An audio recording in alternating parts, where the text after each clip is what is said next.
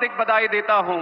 आज की इस उपलब्धि के लिए केवल जेवर ही नहीं, केवल उत्तर प्रदेश ही नहीं, केवल दिल्ली एनसीआर ही नहीं, बल्कि पूरा भारत आज उत्साहित है, क्योंकि दिल्ली जो राजधानी है, दिल्ली जो देश का धड़कन माना जाता है, उस धड़कन को, उस दिल को दूसरा धड़कन आज मिला है।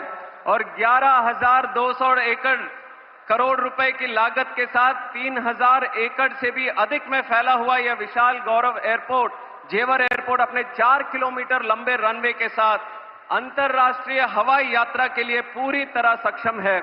और जेवर टर्मिनल की सबसे अहम बात यह है कि जब आप यहां आएंगे तो आपको उत्तर प्रदेश की शान और पहचान का अनुभव यहां पे होगा। यह हमारे प्रधानमंत्री जी का सोच है, विचार है कि विकास भी और विरासत भी। और इतना ही नहीं, प्रधानमंत्री मोदी जी के मार्गदर्शन में जेवर एयरपोर्ट केवल एयरपोर्ट की तरह ही नहीं, बल्कि एक एरोट्रोपोलिस की तरह विकसित होने जा रहा है। यहां एयर कार्गो की सुविधा जो है, जिससे यहां बनाया हुआ हर प्रोडक्ट और यहां पे उत्पाद हुआ, जो उगाया हुआ उत्पाद है, देश और दुनिया के कोने कोने के बाजारों तक पहुंच सकेगा। और 40 एकड़ में बन रही एमआरओ सुविधा की भी साथ यहां के युवाओं को हाई स्किल्ड जॉब्स और यहां के एविएशन सेक्टर को भी एक आत्मनिर्भर होने का एक मौका मिलेगा।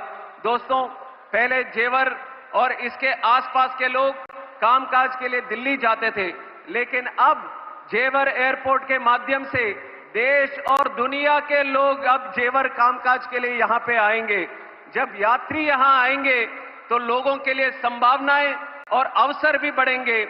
एयरपोर्ट में ground handling, cargo, maintenance, security और साथ ही real estate, hotels, transport, tourism, logistics, agriculture, ऐसे सभी सेक्टर्स को बढ़ावा मिलने वाला है।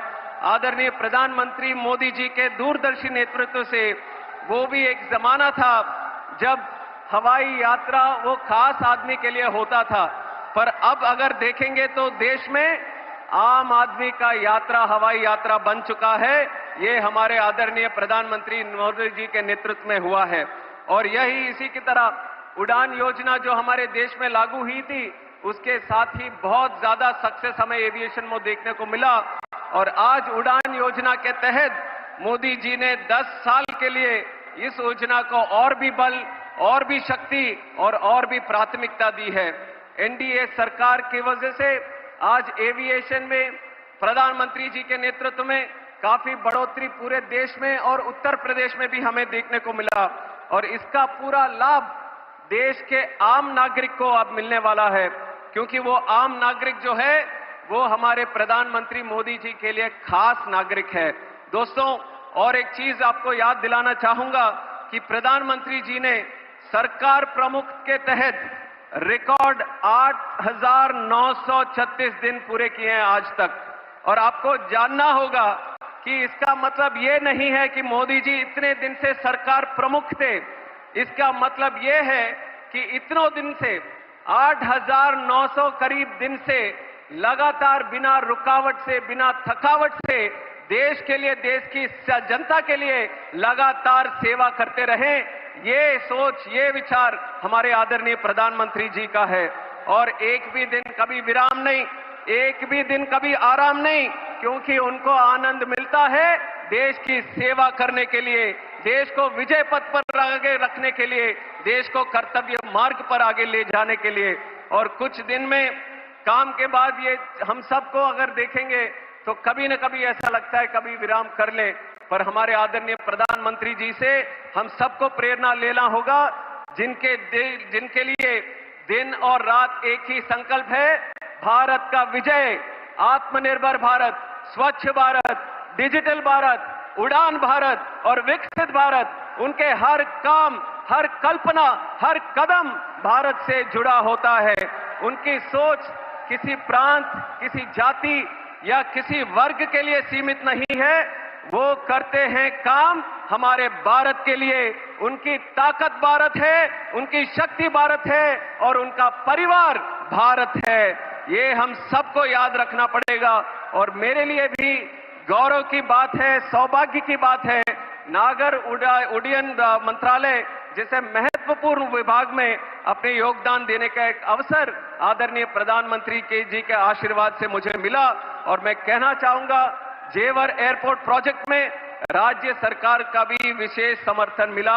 आदरणीय मुख्यमंत्री श्री योगी आदित्यनाथ जी के नेतृत्व में उत्तर प्रदेश अब उड्डयन प्रदेश बन रहा है, उत्तम प्रदेश भी बन रहा है।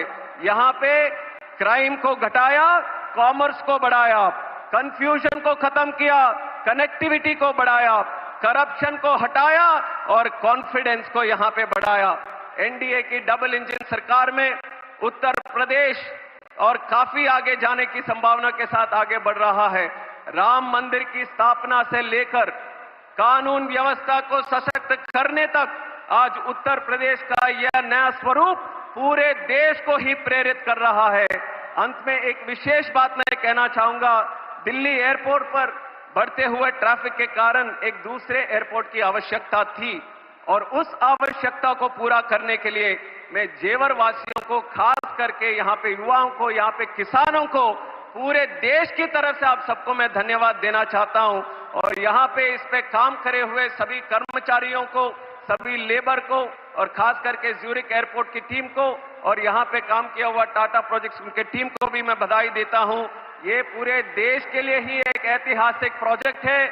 आपको वो दिन भी याद रहेंगे जब जेवर की बात होती थी, देश में कभी होती थी तो क्राइम की बात करते थे, पर कल से आप देखेंगे जब जेवर की बात करेंगे, निवेश की बात करेंगे, डेवलपमेंट की बात करेंगे, रोजगार की बात करेंगे, प्रोग्रेस की बात करेंगे। ये सपना सच करके दिखाया है हमारे आदरणीय प्रधानमंत्री नरेंद्र मोदी जी ने। आइए हम सब साथ में उनका संकल्प जो है विकसित भारत 2047 को पूरा करने में हर आदमी को, हर युवा व्यक्ति को साथ में मिलकर चलना होगा। पूरे विश्व को दिखाना होगा भारत की ताकत क्या है। उसके लिए मैं फिर से आप सबको स्वागत करता हूं और इस ऐतिहासिक अवसर पर आप सबको बधाई देते हुए मैं विराम लेता हूं। जय श्री राम, जय हिंद, जय भारत।